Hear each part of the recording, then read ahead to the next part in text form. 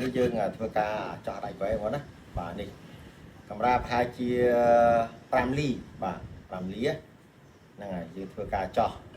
ជាទូទៅយើងមានវែងនេះសម្រាប់សម្រាប់ចោះវែងព្រោះណាបាទចោះវែង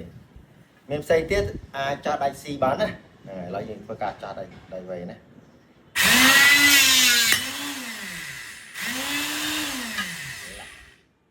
ហ្នឹងបងចោះលឿនមែនតើបងណាបាទចឹងយើងធ្វើការចោះទៀតបាទធ្វើការចោះទៀត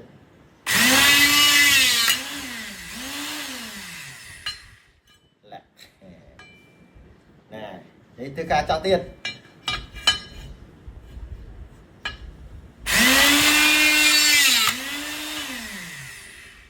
បាទគឺលឿនមែនតើបងណាសម្រាប់ម៉ូទ័រនេះអាចចោះពីផ្លែសម្រាប់ដាក់ប្រឡង6លីរហូតដល់ប្រឡង20លីបាទចឹងបងប្អូនមានតម្រូវការបាទអាចតទៅបានទៅខាង Depo វិញសម្រាប់យកខ្ញុំបាទអរគុណច្រើន